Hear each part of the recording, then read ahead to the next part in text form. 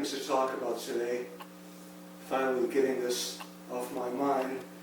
Lately it's been kind of hard to find any time because of projects and computer updates, and yesterday was 4th of July. Things to watch on TV like the Capitol 4th. What a waste of time that was. And now it's time to talk a little bit. I've got about 3 things to talk about. One is that when I was back at work, I didn't get a lot of complaints about my performance, but once in a while we were out of stock on something, and some found that irritating. One in particular, he seemed to be just full of complaints. And when I brought it up to somebody, they said, "No, don't worry about him. He complains when the sun shines." Well, now that I'm up here in Sacramento, I guess you could say that about me. I complain when the sun shines. I missed that marine layer. I missed the cloud cover for photographs. You just can't beat it. But now we've got this hard, harsh sunlight all the time, so I complain when the sun shines. How about that? Okay, the other thing is that I have a thought, something that happened back in maybe '79. It was kind of funny, really.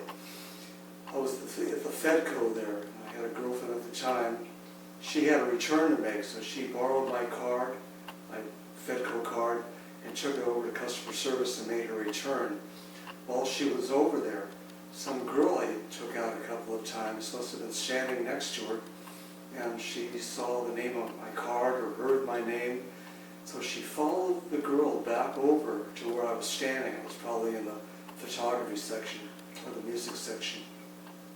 So she walked back over with the girl I was saying. So the girl gave me back my card, and this other girl was saying to me, "Yeah, you remember me from, this is back in 1968 probably. So it was '79, so almost 11 years before that. This girl was trying to remind me who she was, and I was having a hard time remembering. And finally she says, "I just wanted to let you know that I wasn't in love with you." I said, "Okay, I just wanted you to know that." "All right. Have you still got your motorcycle?" "Yeah." "All right. Well, I just wanted you to know I never loved you." And this whole time the girl I was seeing was standing right next to her. Okay, the other thing, two dreams I had. The most recent was, let me think for a minute. Karen, my wife, was with me, and we were walking around. There was no pandemic, there was no COVID-19, no masks. We were still eating out at the time. And we were maybe walking over to a restaurant, but we stopped where there was a group of people on the street, and I recognized this girl, or she recognized me, one of the two. Somebody that I had taken out a couple, maybe 3 or 4 times. It was the kind of girl where you'd have the phone number on a card. You'd go out maybe once or twice, you'd lay the card aside, kind of forget about it, then you'd pick it up again. A few weeks later, make that phone call, and you'd go out again. It wasn't anything really serious. But when I was standing there talking with her and looking at her, I was really, right up to her, like, real close up. And I thought, she is very attractive. And now we're in our 70s, right? She's a very beautiful girl. And I wound up saying something like, how is it that some people just get better and better looking as they age? I was trying to give her a compliment without saying, "I don't remember you being this pretty back when I was seeing you." And now Karen's over, and I said, I want to introduce you to my wife. So we talked a little bit.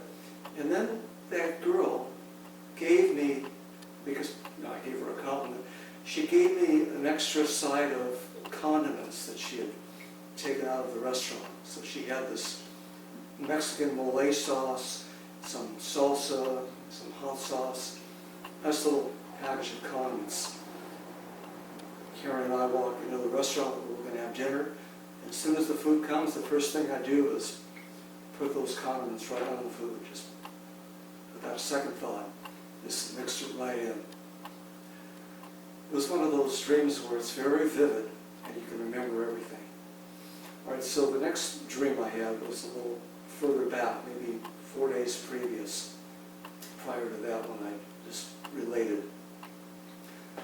We'd gone to a funeral. Karen's cousin passed away. We met him when we moved out here to Elk Grove. So Karen had a couple of relatives living here in the city. And we got to know them pretty well. And you know, Karen's cousin was married to this guy who was a golfer. And he was also an ex-fire captain. He worked for the Governor Edmund Brown at that time, at the Capitol building. So he was a pretty knowledgeable guy, and kind of fun, you know, to be around, very informative and very helpful. He helped us find our way around the city and kind of gave us a good introduction. Like, go here, don't go there at night, stay away from the area, things like that. All a little insight that I wouldn't have known about. Well, when he died, we went to the funeral, and I did something that really made one of his daughters angry. I took some video. I covered it. I did some video coverage.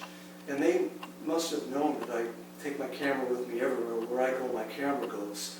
And I take video of everything, you know, family reunions, get-togethers, all that. So the funeral was really no different. She was very upset, saying this funeral was a private service, and putting it on social media was unwarranted. Well, it really wasn't a private service. It was held at the public cemetery where anybody could walk in, and I wasn't the only one taking video or taking photographs. Anyway, I had this dream where I was at his house, and he's very much alive. He's sitting in his chair, but by this time his wife is in the assisted living facility, so he's by himself in that house, and he's almost acting like I put it over on everybody. Now I'm here, I've got the house to myself, this is what I wanted, you know, because this couple used to bicker once in a while. So now here he is. So I asked him for something. He goes, you know I'm going to do you the favor. You know, when have I ever let you down? And I look down, and he's wearing shoes, and he stands up in the chair. He looks like he's in good health. And we start to walk out. Very vivid dream. And I thought, well, you know, now that I'm here with him, and we're face to face, maybe I should tell him about the incident at the funeral and how his daughter got so upset with us. So that was the end of my last stream that I wanted to talk about. End of the video